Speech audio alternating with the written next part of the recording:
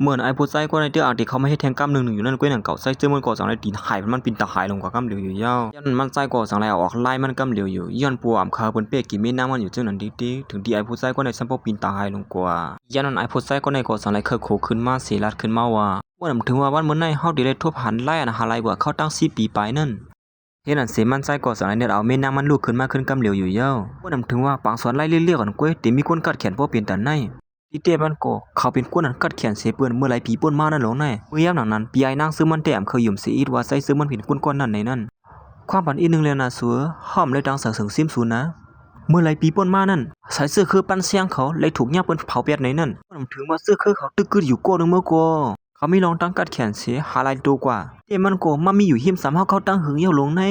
นเขาเป็นก้นเมาหลอนก้นนึงก้อยเฮ็ดซึ่งหือหมอลักไล่นักกาซึ่งไหนล่ะเอ๊ะเสียว่าเมื่อไกลเนี่ยเหมือนเขาปัดไล่เขานั่นเสียงนกฮูกโมมาอ้าอีกเสียงอาจ้องเป็นร้องในนักกาหลงโม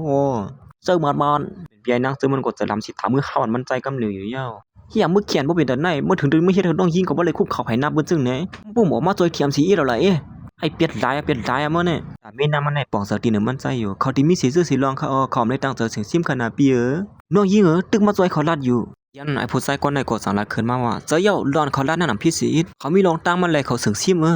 ล็อกไล่เขาในพะเพอก็ใครไล่สองคู่หือเมื่อไรปีป่นมานั่นพวกเขาตายนั่นก็เป็นย้อนปืนล็อกไล่ในกุ้ยมจื้อใจเสื้อมันก็เมื่อไรคู่เจอนั่นจากนั้นเด็ดเลี้ยนของเขามาหากำเหลียวสิงเงียนมันเขาเมื่อรัดมาลูเผอเป็นก้นแหมแกเป็นก้นเมื่อยก็กำเหลียวในพองยามนั้นมันนำคาราได้ตึกลัดเกลือเลียนใจเสื้อมันอยู่พองยามนั้นใจเสื้อมันก็จากนั้นเงียนมันคอมันแทงกำหนึ่งอยู่ย่อในเกมไปขลัดก็ลัดไม่ใหญ่ลัดเอ็มลัด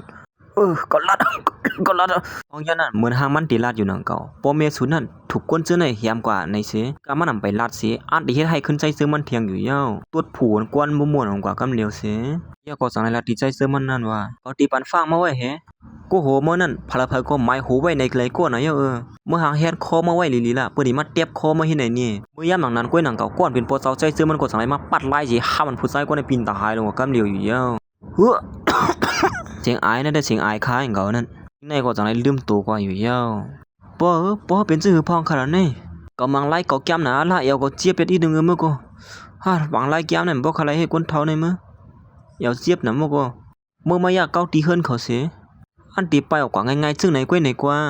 ก็ถึงเตรียมปล่อยมาลดกว่าง่ายๆซึ่งไหนหรอยันนั้นบ่รู้ในก็สังลาดีใจเสื่อมันว่ารู้สึกสิมาเข้าตั้งหึงเหี่ยวในวันมื้อนี้มาปืดออกให้สังลาเพราะลานมื้ออยู่เหี่ยวเฮาบ่สึงซิมกว่าไหนเป็นหือละกำไหนลวงซึ่งไหนลือหลังกว่าเหี่ยวข้ามเคยตื้อเสแทงกำนึงครับย้อนปัวปอสาวใจเสื่อมันแต่คู่อยู่ว่าใจเสื่อมันเป็นเผาเลยลูกดีละมาในนั้นสูในเลยเหมือนปอสูมือหนุ่มนั่นพิษเปิงอีดบ่ยามหลังนั้นก้อยหนังเก่าไอ้ผู้ชายก็ในก็สังไลฮู้โตขึ้นมาเสียเนี่ยดุ้งเลียนออกกว่าภายนอกนั่นเสียส่งเข้ากว่ากำเหลียวอยู่เหี่ย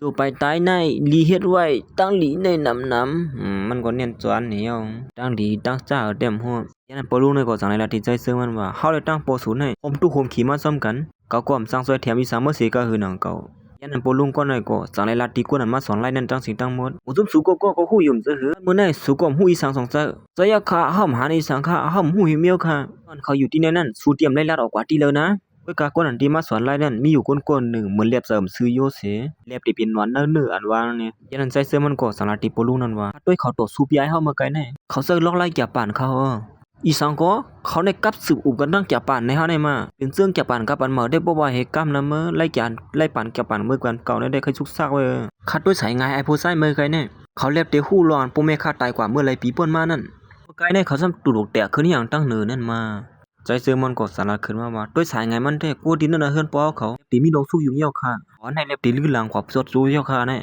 ความบันใครอีกนึงค่ะนะล้วนใครเฮ็ดปอเขาเลยสู้อยู่ซ้ำคาในนั่นใจเสื่อมันก็ล้อนมันเปิดในตัวแน่เฮ็ดให้คนที่นั่นน่ะเฮือนมีนางมันเลยตุกค่าซ้อมไหนแลสังไลกลมย่อมตั้งพิธีก่อนเป็นปอมีนางมันนั่นอยู่ยาวความบันใครอีกนึงค่ะนะปอเตียนคาเฮ็ดให้คนที่นั่นน่ะเฮือนเฮาเลยตุกค่าย้อนปึกค่าซึ่งไหนนั่นยันนั้นปอรู้ในก็สังไลเอามันใจลุกขึ้นมาสิลัดขึ้นมาว่าเฮ็ดสังกว่าละแน่ป้อความบันอีกนึงค่ะนะเฮาเลี้ยงขามาเข้าตั้งเป็น4 ปีไปหรือสินั่นนำก้าไปเอาลูกยิงสาวอาปันป้าคาให้พระแทงก่อนกุงมูลป้อเฮาอย่าลงเต้ๆคำฮู้ติเลยตอบเตียนจึงหือเมื่อเหลียวในพะก็ฮู้ยาว่าคามีอยู่ที่ไหนเมื่อไอ้นั่นติตายนั่นมันไล่ปืนเข้ากว่าเฮาปืนฮู้ยาว่าคาอยู่ที่ไหนนั่นมันใจก็สังไลเฮาปลุงแลโฮมบ่ดังก้นสอนไล่จึงในดังเสียงตั้งหมดไปออกกว่าที่ในดังเสียงมันใจติอยู่ที่ในเสียครับคือผู้เขียนห้างก็เหลียวมันก้อยในอยู่ว่าข้าตอบแต้มนั้นป้อแม่ข้าเย้าตัวเย้าไหนข้าได้ปอกกว่าหาป้อเฮาเขาก้อยน่ะยานั้นป้อลุงในก็สั่งรัดว่าก้นซึ่งหนังเฮาหิวมาซึ่งในก็เข้าตั้งหึงไหนเย้าอย่าไปไม่เสอตีในติเป็นเฮือนสู่อยู่ตาเสนะ หมู่จุ่มเฮาเตรียมไปกว่าตั้งละเฮาติซอยแถมสู่ตอบแทนบันก้วยนี่อยู่อำคายันปึกคาก็เหลียวสิเฮ็ดให้คนดินนั่นน่ะเฮิรนเฮาเลยทุกค่ายันปึกคาคันนะเพราะยันนั้นก่อนเป็นมีน้ามันก็สังไรเนเรียนของเขามาสิลัดว่าติเฮ็ดจังไดอำไลเฮาติปล่อยเบ็ดสู่เลยตั้งดูอำไลถ้ามาสุดที่เป็นเสาไล่หลวงก็เย้าเนื้อสายตาเฮาแต่สุดตื่นเป็นผู้เฮาอยู่ตัดเสียนะว่าในวันนั้นทอมบัดมีน้ามันก็สังลัดว่าเฮาต่อสู้กับซ้อมกันอำลีฮาว่าใจก็หันถึงน้ำเสือมีน้ามันแลกวนดินนั่นน่ะเฮิรนมีน้ามันสิลัดขึ้นมาว่ากวนไรเหลียว่าจังได๋ก็ห้าวๆซ้ำกันดูมันก็เน็ตเรียนน่ะมาพวกข้าก็เยอะมาในโปสวนมันไล่ข้ารู้ข้าดิปาดมันเขาสินำบ่ปีนปกหรอกหนูติดตั้งตู้เลยปีนปกปาอันว่านั่นน่ะเพราะว่ามันหมดไล่มันได้เฮกลางมันพ่อแม่เขาเล่นน้องสาวมันในวันนั้นไอ้ลูกนั่นก็ยันนั้นมันใส่ก่อสังระย้อนควางตีปอเขาปันกว่ามันไว้นั่นปันค่าอีกนึงนั่นแหละครับปออันค่าปันกว่ามันปอเฮาเลยค่าเฮ็ดซ้อมอันไรนั่นย้อนปัวค่ามีคนโดดที่เฮกลางแลมีลูกมีเมียซึ่งหนังไหนข้าได้เฮ็ดอันไรแค่นตัวปอหันถึงคันคาสิกรรมมันใจก็ย้อนควางตีโปเมคานไตกว่านั่นสิออกในเด็ดดิเลยปืดไล่เนี่ยเตรียมตัวเย้าในอยู่มันเตรียมสึงซิมแทงเหมือนมือป่นมานั่นเย้าในเย้านั่นสิสังไรตัดมาดีไผ่ผู้เขียนเขาปูลุงก็ได้ก็ตึกนางสิเอาสไตล์อยู่คนได้ก็อมเสิร์ฟเผาหนังเขามือย่ำหนังนั้นสังไรมีเลียนออกขึ้นมาก็นึงต่างถึงเสาเฮาดีค่ะเนาะเลยโทรผ่านไอ้เจ้าไล่หลวงนั่นเย้าค่ะเขาก็อยู่ที่เนื้อปังพึกไล่ทีนึงนั่นค่ะอ้ออีเตมันก็เขาสึงซิมตัวมาอยู่ตาเสไอ้ก้อนกว่าย้อนซ้ำไล่ทีนั่นเลยถูกเจ้าไล่หลวงแหมตายแป๊ดเย้าค่ะอ้อ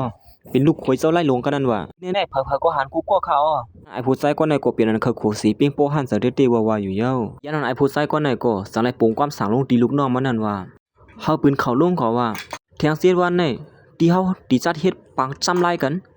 ดิเลยซ้ำว่าไล่เผอติแก่สิเผอปัวเผอแก่สิเปอนี่ก็กวนนั้นดิเลยเปลี่ยนหัวหน้าเสาไล่หลวงนายแต่เขาตื่นเข้ามาโฮมซ้อมอำห้างพลัมเข้ามาโฮมซ้อมบ่ในซึ้งขับขืนไปกำเหลียวว่านั่นมันนั่นแถมผู้ชายคนไหนก็สาระขึ้นว่าเขาว่าแต่ไอ้เจ้าไล่หลวงนั่นกูอำนาจปีเฮาเสียเตรียมฮัดมาก็เป็นไรเขาไอ้ผู้ชายคนไหนก็สังลาดกว่าแทงว่าสู้ปืนเข้ากว่าป้าว่าป้อเผาอ่องเป้เนี่ยดิเลยปรับไล่นากาอันนึงว่าละตึงแต่เขาตื่นมาอำห้างเฮ็ดอันเสปางสอนไล่กูดีๆก็ไล่ฮับเขาซ้อมหนังอันเขาปงสร้างลงกว่านั้นเมื่อย่ำหนังนั้นว่านขี้เข่งซ้ำไล่นั่นก็สังไล่ฮอดมาถึงเจ้าไล่เขาตั้งนำตั้งหลายก็อ่อนกันเข้ามาตีในเสเจ้าได้ตีหนึ่งเย้าก็ตีหนึ่งที่เดลายได้ก็คำฮู้จักลิเขเองก็มันก็มีเป็นไรเจ้าไรไล่เงาเนาะเขาก็ดีก็ว่าไล่ก็แก่เสียเมื่อก็ดีว่าไล่เมื่อแก่เสียเก่าเฮ็ดเองก็กว่าที่เพิ่นแท้ตีหนึ่งและตีหนึ่งก็เตรียมเหมือนกันโฮมมาดังผู้ยิงหน้าอกเหี้ยก่อนให้เขาออกมาเนี่ยตัวนั้นก็อ่อนกันปัดไล่ปัดเลียนหางเผาหางมันก็ที่เพิ่นยามหนังนั้นไอ้ผู้ชายคนไหนก็หันเจ้าไล่ตั้งนำตั้งหลายที่อันมาซ้ำไล่นั่นก็เปลี่ยนอันปิ้งปัวเสือติว่าล้วนเฮาซัดเฮ็ดปังป้อยซ้ำไล่วันมื้อนั้นก็หนังหืนไล่เฮาติขึ้นกับกว่าวันมื้อนั้นว่าไล่เผอติแก่สิเผอนั้นเฮาคักกมติเลยมาซ้ำไล่กันด้วยนั่นปลุงก็ในก็สั่งถามว่ากวนอันเตรียมเข้ามาร่วมซ้อมนั่นระยะต่ำซึ่งหือค่าล่ะไอ้ผู้ชายก็ในก็สั่งนั้นว่าสั่งว่าเพิ่มเข้ามาร่วมซ้อมไหนติเลยเหียมเป็ดตั้งชื่อตั้งคือในยาวมื้อยามหนังนั้นปางซอยไล่เตียนใจซึ่งมันอยู่ซ้อไว้นั่นก็สั่งในฮอดมาถึงเขาลัดว่าเฮามาร่วมเฮามาเทิงเป็ดอีกนึงซ้อมตั้งในการนำน่ะย้อนน้อมเหย่อๆลุงอ๋ออำเป็นสังเลาะมากกว่าลีเยาว่ะเขียนเสียมมา นางเสก่อนเลยเพราะไหนก็เฮือน่ะเยอะ